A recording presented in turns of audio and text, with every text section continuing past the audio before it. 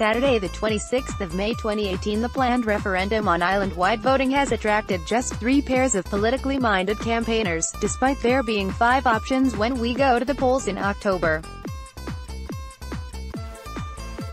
With 5 possible versions of future election formats due to be listed on the ballot papers, named 8th week, the state's Assembly and Constitution Committee wanted to find 5 different groups to lead the campaigning to raise public awareness of all of the options.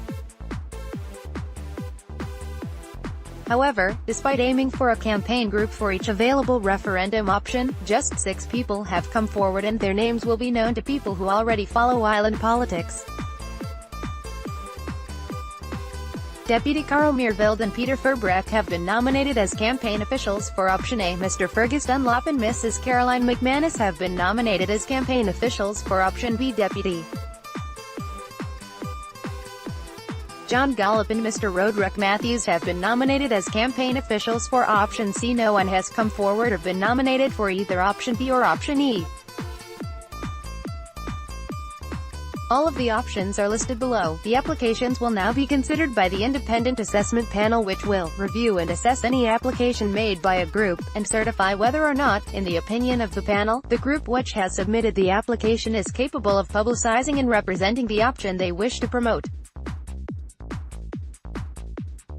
SACC said the panel may request additional information or clarification from a group if they feel that something in the application requires further explanation, and that any such requests will be passed to the group via the lead referendum officer. Once the applications have been considered by the panel against the criteria listed below, it is likely that each group